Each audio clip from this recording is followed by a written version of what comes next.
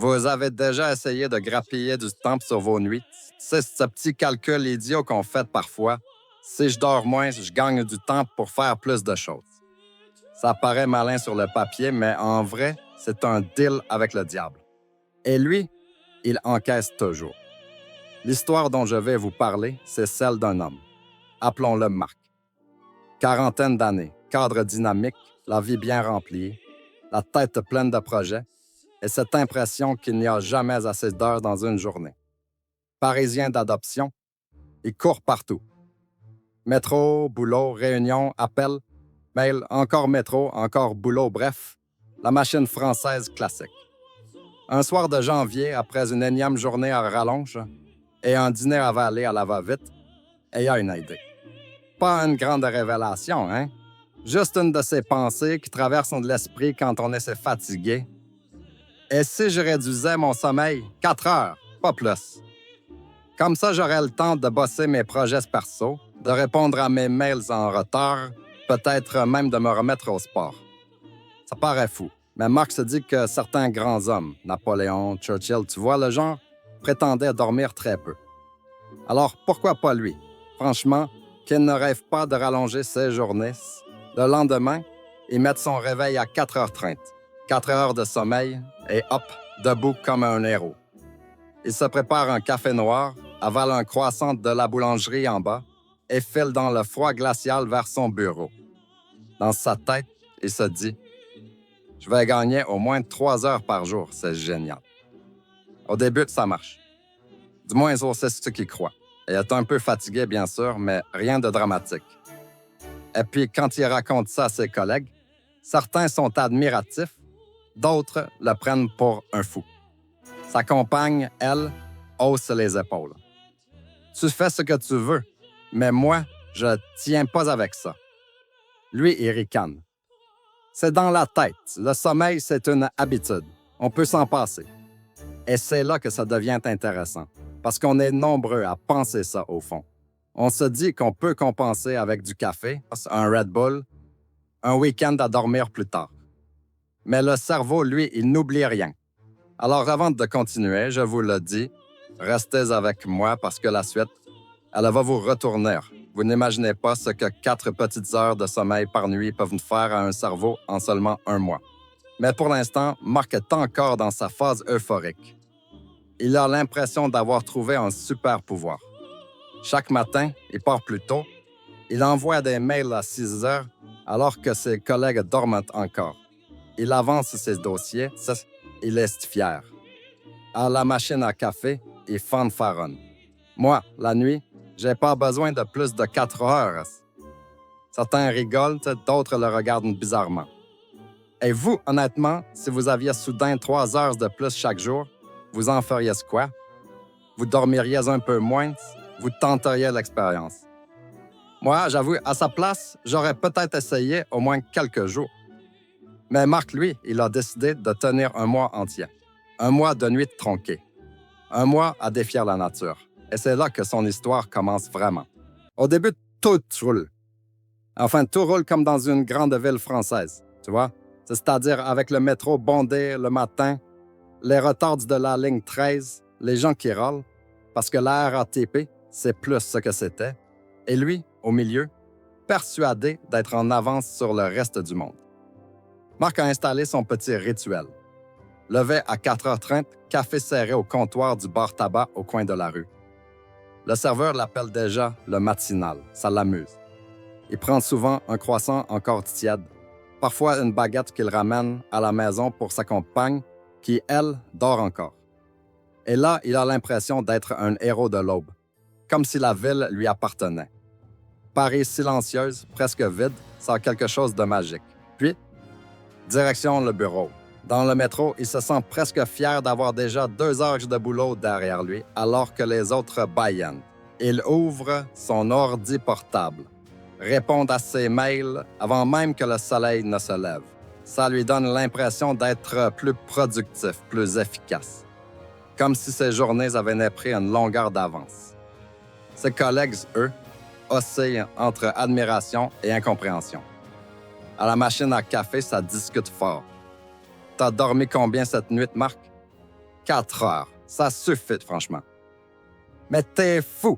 Tu vas se tenir combien de temps comme ça? Un mois, facile. Peut-être plus. Je me sens super bien. Certains rigolent, d'autres secouent de la tête. On connaît tous ce genre de conversation au boulot, non? Chacun a son avis sur le sommeil, un peu comme sur la météo ou le foot. Le soir, après le boulot, il retrouve sa compagne. Elle lève un sourcil. Encore 4 heures, mais t'as pas l'air crevé? Non, au contraire, je me sens bien, j'ai plein d'énergie. Moi, profite, parce que ton corps, il va te rappeler à l'ordre un jour. Marc hausse les épaules. Il croit sincèrement avoir trouvé un hack de vie, comme si son cerveau était différent de celui des autres. Et puis, il y a les week-ends. Le samedi matin, pendant que les voisins dorment encore, lui, c'est déjà debout à 5 heures. Il file au marché acheter ses légumes, passe chez le fromager, discute avec la boulangère qui rigole. Vous êtes toujours debout à l'aube de vous. Ça lui plaît d'être reconnu comme le gars qui se lève tôt. Ça nourrit un peu son ego, tu vois. La vérité, c'est qu'il se sent presque supérieur. Pendant que les autres dorment, lui vit, travaille, avance. Il parle même de son expérience à des amis lors d'un dîner. Essayez, vous verrez, on peut faire tellement plus dans une journée. Évidemment, autour de la table, les réactions fusantes. Son frère lui dit « Tu vas finir en zombie ?» Sa belle-sœur. « Moi déjà, avec 7 heures, je suis crevé, alors 4. » Et sa mère au téléphone. « Mon pauvre garçon, tu vas t'user la santé, écoute ta mère. » Mais Marc s'entête. Il pense que son corps va s'adapter. Que c'est juste une question d'habitude. Après tout, il n'est pas malade. Il ne tombe pas dans les pommes. Il tient. Alors pourquoi s'arrêter? Et vous, franchement, vous l'auriez cru à ce stade? Si quelqu'un vous dit qu'il dort 4 heures par nuit et qu'il se sent mieux que jamais vous le croyez, ou vous pensez qu'il se raconte des histoires, ce qui est sûr, c'est que Marc, lui, est croyait dur comme fer. Jusqu'au jour où les premiers petits signaux d'alerte sont apparus. Au début, c'était presque trop beau pour être vrai. Marc se levait tôt, il bossait plus et il avait cette impression grisante de contrôler sa vie. Mais tu sais, le corps, il y a toujours le dernier mot. Toujours. Ça a commencé par des détails. Rien de dramatique, rien qui te fait courir aux urgences, juste des petits couacs. Un matin, il part au bureau sans ses clés. Il s'en rend compte seulement en bas de son immeuble, devant la porte déjà refermée. Pas de bol. Il doit rappeler sa compagne, qui, elle, dormait encore tranquillement. Elle descend en pyjama, un peu grognon. « Marc, c'est la 2e fois cette semaine, ça va pas? »« Oh, j'étais pressé, ça arrive. »« Oui, ça arrive, mais c'est d'habitude pas 2 fois en 3 jours. » Puis il y a eu son téléphone. Il l'oublie sur le comptoir du bar où il prend son café du matin. Le serveur court après lui. « Monsieur, votre portable! » Marc rigole, il fait une blague, mais au fond, ça l'agace. Lui qui s'est toujours vanté d'avoir une mémoire d'éléphant là, il commence à douter. Et au bureau, c'est pareil. Il confonde les prénoms de ses collègues, mélange 2 dossiers, envoie un mail à la mauvaise personne. Au début, tout le monde prend ça à la légère. « Ah, Marc, tu fais ton âge. » Mais lui, il sent que quelque chose cloche. Ce n'est pas lui, ça. À la maison, c'est encore plus flagrant. Sa compagne lui demande « T'as pensé à passer prendre du pain? » Il la regarde perdu. « Quel pain? »« Marc, je te l'ai dit il y a 1 heure. » Il devient irritable. Il s'énerve pour un rien. Un mot de travers et il explose. Le soir, il s'effondre sur le canapé, les yeux dans le vide, incapable de suivre une conversation. Mais quand elle lui dit « Tu vois bien que ça ne marche pas ton truc », il répond « Mais non, c'est juste le stress du boulot. Tout le monde est fatigué, non? » Et c'est vrai qu'en France, on a un peu cette culture-là. Minimiser la fatigue, la mettre sur le compte du boulot, du métro bondé, des bouchons sur l'autoroute. Qui ne s'est jamais dit « c'est normal, je suis juste crevé ». Le problème, c'est que chez Marc, ça ne s'arrêtait pas là. Un soir, il rentre et oublie carrément de garer sa voiture dans sa rue. Il la laisse 2 rues plus loin, sans même s'en rendre compte. Le lendemain matin, il panique. « On m'a volé ma voiture », avant de se souvenir, rouge de honte, qu'il l'avait juste laissée ailleurs. Et vous, honnêtement, ça vous est déjà arrivé d'oublier un truc aussi bête? Moi, oui. Mais pas toutes les semaines, pas tous les jours. Chez Marc, ça devenait une habitude, une spirale. Sa compagne commence à s'inquiéter vraiment. Tu deviens un zombie, Marc? Tu te rends compte que tu n'es plus toi-même. Lui, il sourit et dit qu'elle exagère. Mais au fond, dans un coin de sa tête, une petite voix chuchote. Et si elle avait raison? Bref, au bout de 2 semaines, à 4 heures par nuit, son corps commence à lui envoyer des signaux clairs. Sauf qu'il ne les écoute pas. Et c'est là que les choses vont se compliquer. Au bout de 3 semaines, ça ne ressemblait plus à de simples oublis rigolos. Là, franchement, ça commençait à foutre les jetons. Marc, il avait toujours été ce type carré, organisé, ponctuel. Le genre à arriver 10 minutes en avance à un rendez-vous, à avoir ses papiers bien rangés, à se souvenir des dates d'anniversaire. Mais là, plus rien de tout ça. Un matin, il s'endort dans le métro. Pas juste un petit coup de fatigue, non. Il s'écroule littéralement, tête contre la vitre, et loupe son arrêt. Il se réveille à 3 stations plus loin, complètement perdu. En sortant, il rit nerveusement, mais autour de lui, les gens le regardent bizarrement. Ce n'est pas juste de la fatigue de bureau, ça. Un autre jour, il prend la voiture. Fatigue, réflexe au ralenti. À un carrefour, il ne voit même pas le feu rouge. Il pile au dernier moment quand une voiture klaxonne à s'en arracher les poumons. Là, il a vraiment eu peur. Mais dans la seconde, il se dit « Non, c'est rien, ça arrive à tout le monde. » Et au boulot, c'est de pire en pire. En pleine réunion, il cherche ses mots. Pas des mots compliqués, hein? Des mots simples, genre ordinateur, rapport. Il s'arrête, la bouche ouverte, incapable de finir sa phrase. Ses collègues échangent des regards gênés.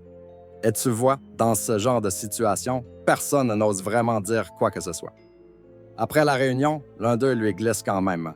« Marc, tu devrais peut-être te reposer, non? T'as pas l'air bien. » Il sourit, il botte en touche. « C'est juste une mauvaise nuit, ça va passer. » Mais sa compagne, elle n'est pas dupe. Le soir, elle le regarde droit dans les yeux. « Écoute, ça fait 3 semaines que tu dors 4 heures par nuit. Regarde-toi, t'es épuisé, tu oublies tout, t'es irritable. Tu ne vois pas que ça ne va pas. Mais non, je gère. C'est juste une période. Le boulot, le stress.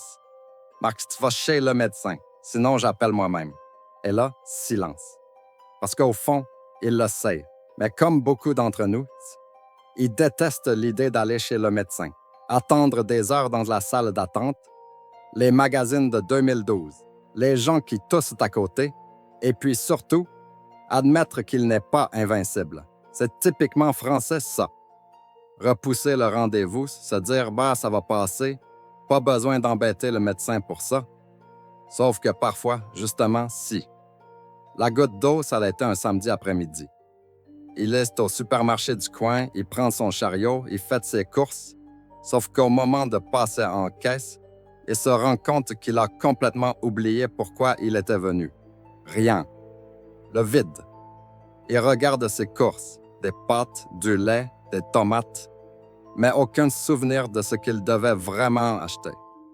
En sortant, il appelle sa compagne, un peu gêné. « Tu te souviens de ce que tu m'as demandé ce matin? » Et elle, agacée. « Mais Marc, c'était du riz et du papier toilette. Je te l'ai répété 3 fois. » C'est à ce moment-là qu'il a compris que quelque chose clochait vraiment. Ce n'était plus juste une expérience, c'était devenu dangereux. Et vous? Franchement, à ce stade, vous auriez continué? Ou vous seriez allé direct consulter? Parce que Marc, lui, il a encore essayé de tenir, mais la réalité allait bientôt le rattraper. Finalement, il a cédé. Pas de gaieté de cœur, hein? Mais parce qu'il ne pouvait plus faire semblant. Un matin, en se levant, elle a eu un vertige tellement violent qu'il a dû s'asseoir par terre, là, dans le couloir. Sa compagne l'a trouvé pâle, en sueur, incapable de se relever. Alors elle a tranché « Ça suffit. J'appelle le médecin. » Et là, on entre dans ce que beaucoup connaissent en France. L'attente, les coupes de fil, les rendez-vous. Le médecin traitant, complet pendant 2 semaines.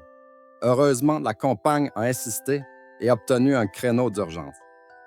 En salle d'attente, Marc se sentait mal à l'aise. Tu sais, Ce moment où tu regardes autour de toi, où tu vois les autres patientes qui toussent, qui bâillonnent, et toi, tu te demandes « Mais qu'est-ce que je fous là? Est-ce que j'exagère? » Mais quand il est entré dans le cabinet, son médecin a levé les yeux, l'a observé 2 secondes et lui a dit « Vous n'avez pas bonne mine, Marc. Racontez-moi. » Il a décrit ses nuits blanches, ses trous de mémoire, sa fatigue constante. Le médecin a noté, posé des questions précises. Alimentation, consommation d'alcool, médicaments, antécédents familiaux. Et puis, il a lâché cette phrase que Marc n'attendait pas. On ne va pas se contenter de dire que c'est du stress. Il faut chercher. Prise de sang, scanner cérébral, rendez-vous avec un neurologue. Tout s'enchaîne. Et c'est là que tu vois le côté kafkaïen de notre système de santé. Une prise de sang, d'accord, facile. Mais le scanner, 3 semaines d'attente. Le neurologue, 2 mois. Et pendant ces semaines, Marc continuait de vaciller. Des oublis de plus en plus lourds. Une fois, il a failli oublier de récupérer son fils à l'école. Il roulait en voiture, persuadé qu'il devait aller au supermarché, quand le téléphone a sonné. « Monsieur, il est 17h45, votre enfant vous attend devant l'école. » Il a eu honte. Une honte terrible. Et aussi une peur immense. Chaque examen ramenait des résultats bizarres, mais pas alarmantes. Le médecin lui disait « On ne voit rien de grave pour l'instant, mais il faut continuer à chercher. » Et ça, c'est pire que tout, parce qu'au fond, tu veux une réponse, même mauvaise, mais une réponse claire, pas ce flou constant. À la maison, sa compagne le surveillait presque comme un enfant. Elle lui laissait des post-it partout. N'oublie pas les clés. Pense à prendre ton portefeuille. Appelle maman. Marc avait l'impression de perdre sa dignité. Et dans sa tête, une question tournait en boucle. Et si c'était neurologique? Et si c'était dégénératif? Et si je devenais un poète? Mais que ce qui l'angoissait encore plus, c'était le temps. Ces semaines d'attente interminables, où tu n'es ni malade ni guéri, juste coincé dans une zone grise. Et cette zone, parfois, elle te ronge plus vite que la maladie elle-même. Il ne le savait pas encore, mais ce parcours allait le mener vers une révélation inattendue. Pas du tout ce à quoi il s'attendait. 2 mois d'attente. 2 mois à tourner en rond, à jongler entre rendez-vous, analyses, scanners et cette impression de ne plus être maître de sa vie. Marc était épuisé. Épuisé d'attendre, épuisé d'espérer une réponse. Le jour du rendez-vous avec le neurologue, il avait les mains moites. Sa compagne l'accompagnait. La salle d'attente était silencieuse, seulement troublée par le bruit des talons d'une secrétaire et le grésillement d'un néon. Quand enfin le médecin les a fait entrer, Marc s'est assis, le souffle court. Le neurologue a feuilleté son dossier, regardé les images du scanner, les résultats des analyses. Puis il a levé les yeux. « Monsieur, la bonne nouvelle, c'est que nous n'avons trouvé aucune maladie neurodégénérative. Pas d'Alzheimer, pas de Parkinson, rien de ce genre. » Marc a eu un petit rire nerveux, presque un soulagement, mais le médecin n'avait pas fini. En revanche, vos résultats sanguins montrent quelque chose de particulier. Votre taux de cortisol est extrêmement élevé. Cortisol, l'hormone du stress. Le neurologue a continué. En clair, votre corps est en état d'alerte permanente, comme si vous étiez poursuivi par un danger invisible jour et nuit. Ça explique vos insomnies, vos trous de mémoire, vos vertiges. Et ça peut avoir des conséquences graves sur le long terme. Hypertension, risque cardiovasculaire, épuisement du système immunitaire. Marc s'est senti à la fois soulagé et humilié. Tout ça pour ça, du stress. Il a eu envie de répondre. « Mais je travaille seulement, comme tout le monde. » Le médecin l'a regardé droit dans les yeux. « Marc, vous êtes en burn-out. Pas une petite fatigue, un burn-out clinique. Votre organisme est en train de s'éteindre à petit feu. » Un silence est tombé dans le cabinet. Sa compagne a serré sa main. Marc avait le cœur qui battait si fort qu'il n'entendait presque plus la suite. Le médecin a insisté. « Si vous continuez à ce rythme, il n'est pas impossible que vous fassiez un accident cardiaque ou un malaise grave dans les prochains mois. Votre corps tire la sonnette d'alarme. Vous devez l'écouter. Marc est sorti du rendez-vous en état second. Il avait toujours cru que le burn-out, c'était un mot à la mode, un truc de cadresse qui n'arrive pas à gérer leur agenda. Mais là, ce n'était plus un concept. C'était son corps, son cerveau, son quotidien. Sur le parking, il restait assis dans la voiture, incapable de démarrer. Sa compagne a soufflé doucement. « Tu te rends compte? Tu n'es pas en train de devenir fou. Tu n'oublies pas par paresse. C'est ton corps qui crie stop. » Et pour la première fois depuis longtemps, Marc a pleuré. Pas des larmes bruyantes, mais ces larmes silencieuses qui coulent toutes seules, parce que tout retombe d'un coup. La peur, la honte, la fatigue. Ce diagnostic, c'était une claque. Mais c'était aussi une ouverture, une possibilité de reprendre le contrôle. Encore fallait-il accepter de changer de vie.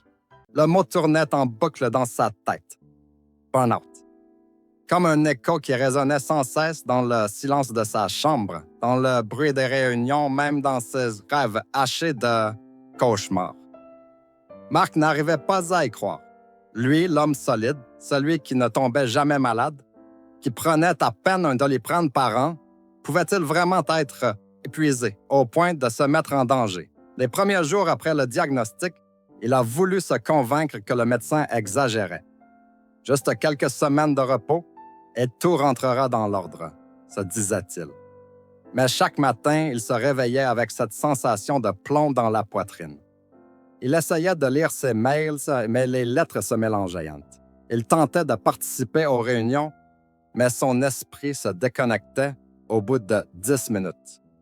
Son employeur, lui, ne comprenait pas. Quand Marc a parlé de burn-out, le responsable a simplement répondu. « On traverse tous des périodes difficiles. Accrochez-vous, c'est tout. » Ces mots sont piqués comme des aiguilles. Et si c'était vrai? Et si, finalement, il n'était qu'un faible, incapable d'encaisser ce que d'autres supportaient sans broncher? La honte le rongeait, alors il oscillait. Un jour, il se disait qu'il allait tout lâcher, qu'il devait se sauver avant que son corps ne l'abandonne complètement. Le lendemain, il reprenait son ordinateur, déterminé à prouver qu'il n'était pas ce genre de personne. Mais son corps, lui, ne négociait plus. Les insomnies s'aggravaient. Il faisait des malaises à la moindre contrariété. Une fois, il a même senti son cœur s'emballer si violemment en pleine présentation qu'il a cru qu'il allait mourir devant tout le monde. C'est sa compagne qui a posé les mots les plus simples, mais aussi les plus douloureux. « Marc, si tu continues, tu ne seras plus là pour nous, ni pour moi, ni pour les enfants.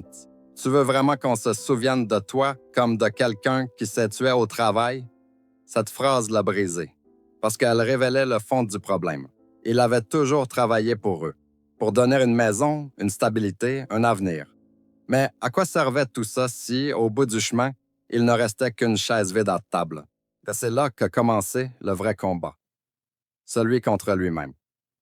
Il a dû affronter la culpabilité de ne pas être assez fort, la peur du jugement des collègues, l'angoisse de l'inconnu. Que devient-on quand on lâche le rythme effréné qu'on a tenu toute une vie? Chaque pas vers le repos était une humiliation. Dire non à un projet, demander un arrêt de travail, oser dire qu'il n'en pouvait plus. Mais derrière cette humiliation, petit à petit, apparaissait une vérité qu'il n'avait jamais envisagée. Il n'était pas invincible. Et pour la première fois, il a entrevu une autre idée. Peut-être que la vraie force n'était pas de continuer coûte que coûte. Peut-être que la vraie force, c'était de savoir s'arrêter avant qu'il ne soit trop tard. Les premières semaines ont ressemblé à un gouffre. Marc avait l'impression d'être un nageur arraché brutalement de l'océan, laissé sur le sable, étourdi, incapable de retrouver son souffle. Le médecin l'avait mis en arrêt de travail. Une phrase résonnait encore dans son oreille. « Votre corps ne vous demande plus de ralentir, il vous oblige. Reposez-vous, sinon c'est lui qui vous arrêtera pour de bon. » Alors, Marc a tenté ce qu'il n'avait pas fait depuis des années. Ne rien faire, ça dit. Mais l'inaction lui était insupportable. Allongé sur son canapé, il sentait son téléphone vibrer dans la cuisine et chaque notification lui donnait l'impression de trahir ses collègues, de rater une urgence, de devenir inutile. Il fallait réapprendre à vivre autrement, et cela passait par de minuscules gestes. Un matin, sa compagne lui a proposé une promenade dans le parc. 10 minutes de marche seulement, sous un ciel pâle de printemps. Marc avait protesté. « Ça ne sert à rien, j'ai du travail en retard. » Mais elle avait insisté. Et là, au milieu des arbres, le souffle encore court, il a ressenti une chose qu'il croyait disparue, un calme simple. Ce n'était pas une guérison, mais une fissure dans le mur. Progressivement, les journées se sont remplies de petites routines nouvelles. Lire quelques pages d'un roman oublié. Préparer un repas lentement, sans se presser. Jouer aux cartes avec ses enfants, mais chaque pas en avant était suivi d'un doute. La voix intérieure revenait toujours. « Tu perds ton temps. Tu devrais être au bureau. Tu vas être remplacé. » C'est lors d'une séance avec une psychologue qu'il a entendu un mot qui a tout changé. Droit. Vous avez le droit de vous reposer, Marc. Le droit d'exister en dehors du travail. Vous n'êtes pas qu'une fonction, vous êtes un être humain. Il a d'abord rejeté l'idée. Puis, lentement, il a commencé à la laisser entrer. Et si c'était vrai? Et si sa valeur ne se mesurait pas en bonheur facturé, en mail envoyé, en projet terminé? Ses enfants ont été ses premiers alliés. Un soir, son fils lui a demandé « Papa, tu peux venir voir mon match samedi? » Et Marc, pour la première fois depuis des mois, a dit oui sans hésiter. Le sourire de son fils valait plus que toutes les réunions manquées. La reconstruction n'était pas linéaire. Il y avait des rechutes, des journées noires où la fatigue l'écrasait. Mais il y avait aussi ces petites victoires. Un vrai repas en famille, une nuit complète sans réveil brutal, un rire partagé qui sonnait sincère. Il avait commencé à comprendre. Sortir du burn-out n'était pas une course à gagner. C'était un chemin à emprunter, pas à pas. Même si parfois, il fallait s'arrêter, reculer, puis repartir. Ce chemin, il ne l'avait pas choisi. Mais en l'acceptant, Marc commençait à découvrir une vérité qu'il n'avait jamais connue. La vie pouvait avoir de la valeur, même loin de l'écran et des horaires serrés. Des mois avaient passé. Marc n'était pas devenu un homme tiré au sens strict. Le burn-out ne disparaît pas comme une grippe et laisse des cicatrices invisibles, mais il avait changé de regard. Un matin, assis à la terrasse d'un café, il observait les gens défiler dans la rue. Des visages fermés, pressés, des téléphones collés à l'oreille, des sacs à l'épaule. Il reconnaissait en eux ce qu'il avait été, un coureur sans ligne d'arrivée. Et il se surprit à murmurer « Ralentissez avant qu'il ne soit trop tard. » Il avait compris que la société valorise l'endurance jusqu'à l'épuisement, comme si le fait de s'oublier soi-même était une médaille d'honneur. Mais ce n'était pas une victoire, c'était une défaite silencieuse. Marc n'était pas devenu un moine retiré du monde. Il avait repris un emploi plus léger, à temps réduit.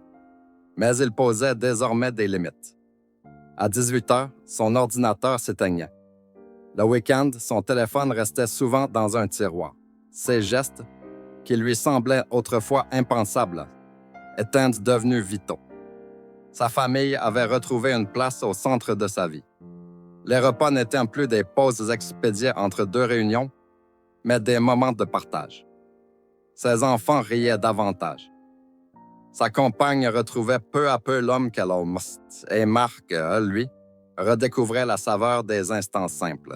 Une promenade, un coucher de soleil, une soirée sans agenda. Le plus surprenant, c'est que malgré ses craintes, il n'avait pas tout perdu, le monde ne s'était pas écroulé, parce qu'il avait ralenti.